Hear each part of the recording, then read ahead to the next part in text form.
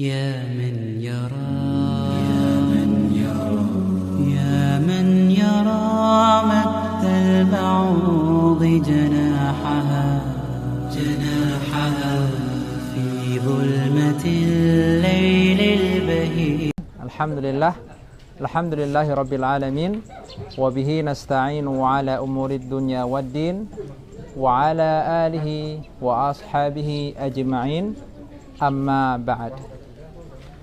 Anak-anakku sekalian yang semoga senantiasa dimuliakan Allah Subhanahu wa ta'ala, Ustadz melihat alhamdulillah semuanya sehat. Dan kita berharap, berdoa kepada Allah Subhanahu wa ta'ala, semoga Allah selalu menjaga kita, selalu memberikan kita kesehatan. Demikian pula untuk keluarga kita di rumah, ayah ibu kita juga semoga selalu sehat.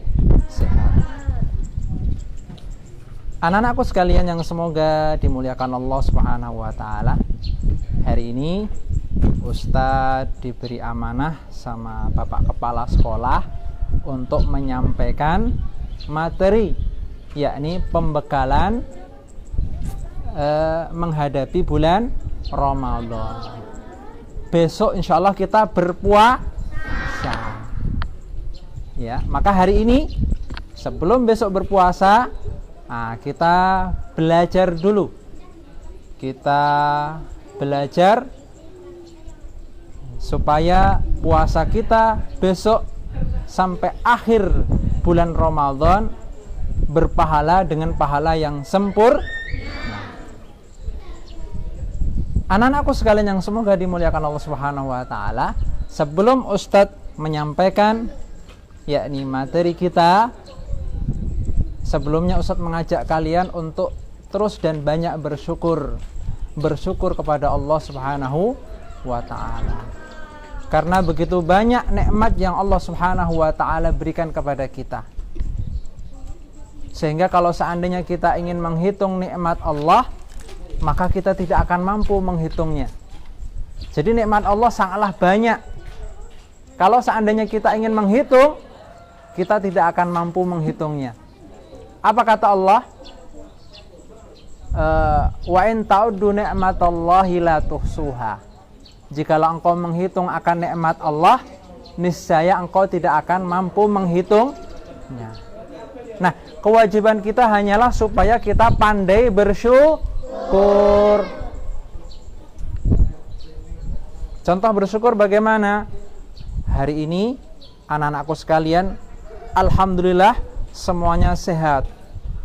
Maka nikmat ini kita harus mensyukurinya dengan banyak mengucapkan alhamdulillah. Pagi tadi sebelum berangkat kita semua bisa makan, sarapan, ya. Padahal di sana banyak barangkali saudara-saudara kita yang tidak bisa makan, tidak bisa sarapan. Maka kita pun bersyukur, alhamdulillah. Kalau kita pandai bersyukur, maka Allah Subhanahu wa ta'ala akan menambahkan nikmatnya kepada kita. Sebaliknya kalau kita ingkar, kufur, malas bersyukur, maka bisa-bisa Allah bisa mengambil nikmatnya dari kita, bisa mencabut nikmat tersebut dari kita. Makanya kalau pengen nikmat itu terus langgeng, maka harus pandai bersyukur. Dan juga anak-anakku sekalian, pandai bersyukur ini juga salah satu sebab kebahagiaan. Kalau kita ingin bahagia, kita harus pandai bersyukur. Begitu ya. Jadi kita harus banyak mengucapkan alhamdulillah. Anak-anakku sekalian, hari ini insya Allah kita akan belajar bersama, yakni tentang apa yang harus kita siapkan besok. Ya, besok insya Allah kita akan masuk bulan Ramadan. Dan apa kewajiban kita ketika sudah masuk Ramadan? Berpuasa. berpuasa. Apa Ustadz dalilnya kalau kita harus berpuasa? Yang pertama adalah firman Allah. Bagaimana bunyinya anak-anakku sekalian? Ya ayyuhalladzina amanu kutiba alaikumussyam kama kutiba alal ladzina min qablikum la'allakum tattaqun. La'allakum tattaqun. Apa artinya? Hai orang-orang yang beriman, telah diwajibkan kepada kalian berpuasa sebagaimana diwajibkan atas umat-umat sebelum kalian agar kalian bertakwa. Jadi anak-anakku sekalian, ternyata puasa itu tidak hanya diwajibkan atas kita. Orang-orang umat-umat sebelum kita, sebelum diutusnya Nabi Muhammad SAW pun ternyata sudah diwajibkan untuk berpuasa. Coba Nabi siapa yang diutus sebelum Nabi Muhammad SAW? Nabi Isa alaihissalam. Nah, Allah pun juga memerintahkan kaumnya Nabi Isa untuk berpuasa. Ya, la'allakum tattaqun. Ya, agar kalian bertakwa. Ini yang pertama, ya, dalil bahwa kita diwajibkan untuk berpuasa. Yang kedua apa Ustadz? Yang kedua bahwa puasa ini termasuk salah satu rukun Islam yang 5. Coba kita sebutkan rukun Islam yang pertama apa? 1.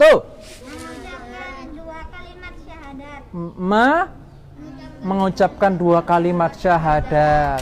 Yang kedua, mendirikan sholat. Yang ketiga, menunaikan zakat. Diulangi dulu. Yang pertama, mengucapkan 2 kalimat syahadat. Yang kedua, mendirikan sholat. Yang ketiga, menunaikan zakat. Berpuasa pada bulan Ramadan. Yang keempat, mengeluarkan zakat. Yang kelima, haji bagi yang mampu. Nah, maka anak-anakku sekalian, kalau kita mengaku seorang muslim, kita ini semua adalah orang muslim. Orang muslim itu apa? Orang yang beragama Islam.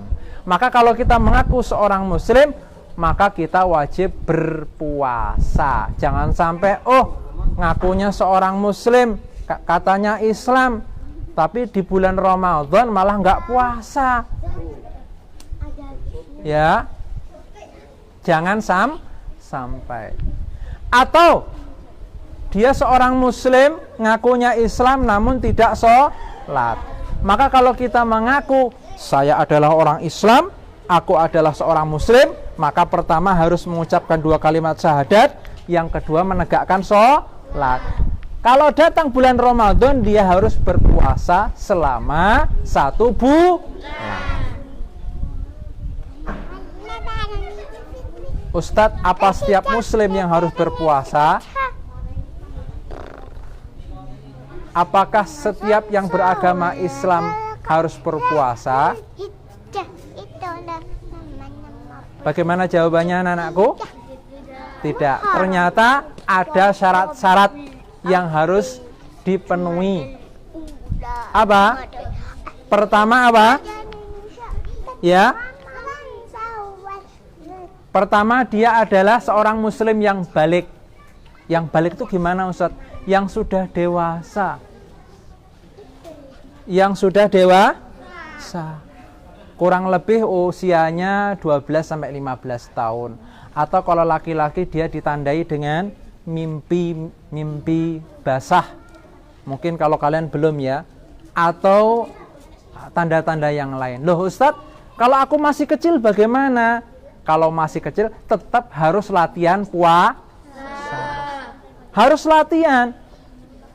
Nah, nanti kalau sudah gede, baru tiba saatnya wajib untuk berpuasa selama 30 hari. Kemudian yang kedua apa? Berakal sehat. Berarti kalau orang gila dia puasa enggak? Enggak, puasanya tidak sah. Maka kalau ada orang gila nggak puasa, ya sudah biarin saja, ya. Karena syarat berpuasa itu akalnya harus sehat. Akal sehat itu bagaimana Ustaz? Dia tentu apa? Tidak gila. Kalau orang gila itu berarti akalnya tidak sehat. Lihat aja kalau akalnya sehat, mestinya dia tidak makan sembarangan. Lihat kalau orang gila, jalan ke sana, ada makanan di jalan, diambil dimakan. Coba kalau sehat, akalnya sehat, kira-kira kalau ada makanan yang jorok diambil enggak? Enggak, karena gila, makanya dia ada makanan padahal kotor dimakan. Maka orang seperti ini tidak wajib atasnya berpuasa. Kemudian bebas dari hal-hal yang menghalangi puasa atau alasan yang membolehkan untuk tidak berpuasa. Jadi kalau ibu kita sedang haid atau setelah melahirkan, maka tidak wajib untuk berpuasa. Makanya kalau kamu pulang, ibu kalian kok nggak berpuasa, umi kalian nggak berpuasa, jangan cemburu, jangan protes. Berarti dia sedang berhalangan yang tidak boleh berpuasa. Enak saja umi, masa nggak puasa? Jangan seperti itu, karena itu sedang berhalangan. Allah melarang orang yang sedang haid ataupun nifas untuk berpuasa. Loh Ustadz, enak no? Tidak seperti itu anak-anak. Karena apa? Nanti di hari selain bulan Ramadan dia harus mengqadha puasanya. Kamu mau ikut puasa di selain bulan Ramadan? Tidak. Nanti ibu kita, walaupun dia tidak berpuasa bersama kita, tapi dia wajib membayar puasanya selain bulan Ramadan.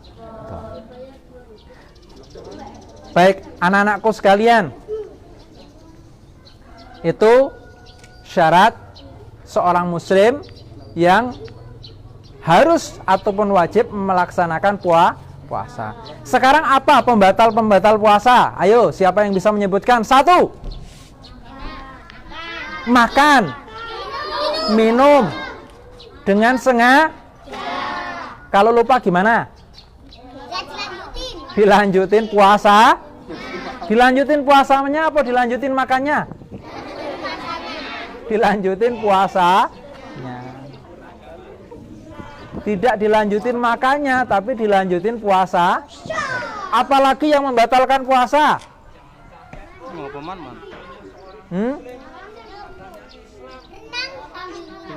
Renang sambil minum. Siapa lagi? Iya, yang membatalkan puasa, makan minum dengan sengaja, muntah dengan sengaja. Muntah dengan sengaja itu bagaimana Ustadz? Padahal dia nggak ngapa-ngapa, mulutnya diogrok-ogrok supaya muntah. Ini membatalkan puasa. Loh Ustadz, kalau naik bis terus mabuk kira-kira batal enggak? Batal enggak? Enggak batal. Naik mobil, mobilnya ngebut sampai mabuk, maka ketika itu puasanya tidak batal. Yang batal bagaimana?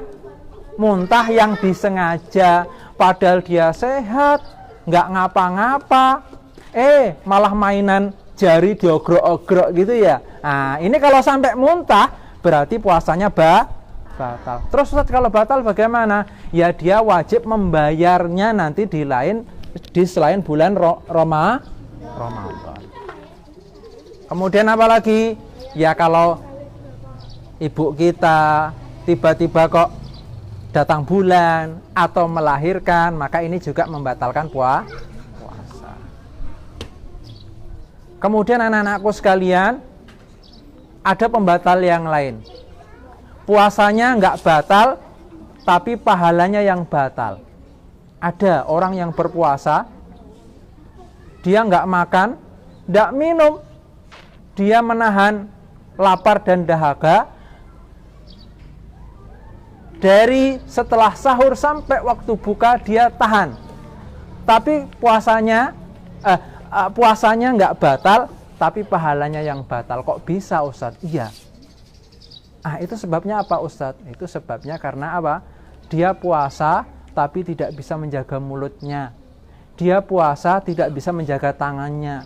Dia puasa tapi mulutnya selalu berkata kotor, ngejek teman, menyakiti hati teman.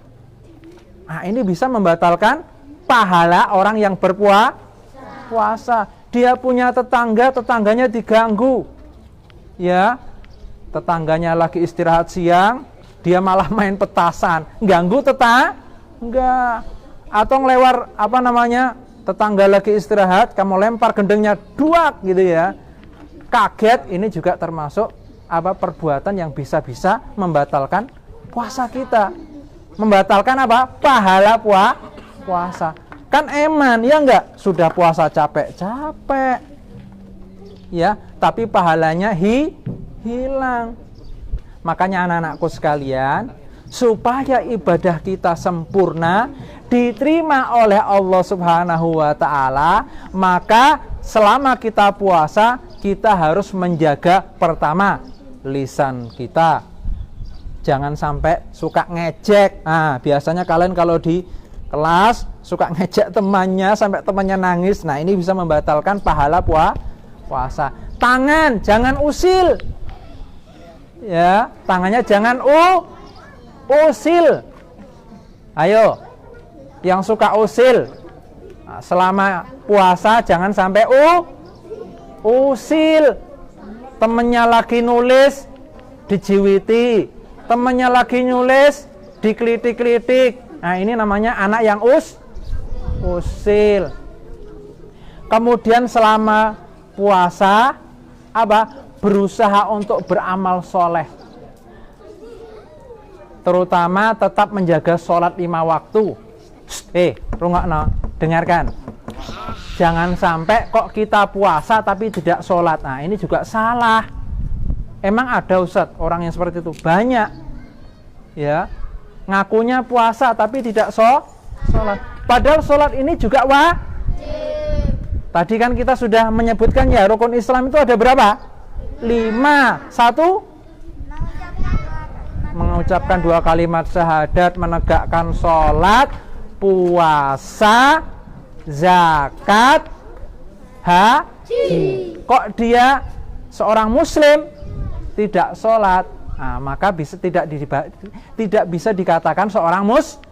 Kalau orang itu mengaku dirinya seorang muslim, ya harus sholat, ya harus puasa. Maka kalau kita pengen pahala kita sempurna, puasa kita sempurna pahalanya, maka jangan sampai meninggalkan sholat. Baik, anak-anakku sekalian, karena waktu sudah habis, orang tua kalian juga sudah menanti dan menunggu kalian. Pesan Ustadz, besok puasa. Dan jangan sampai pahala puasa kita hilang. Manfaatkan waktu untuk baca Al-Quran, manfaatkan waktu untuk membantu orang tua. Sekuat mungkin memaksimalkan waktu untuk beramal soleh. Demikian, semoga bermanfaat. Kita tutup dengan doa kafaratul majlis. Subhanakallahumma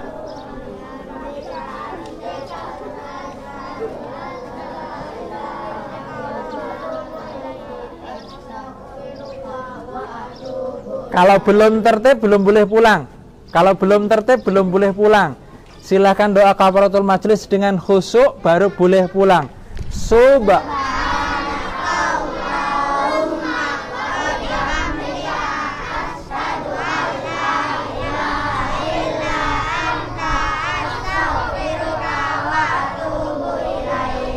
Assalamualaikum warahmatullahi wabarakatuh.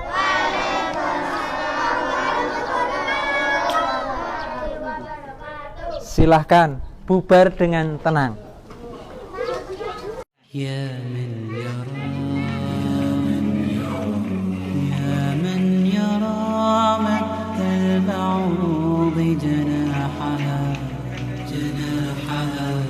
fi zulmatil laylil bahim al-yali.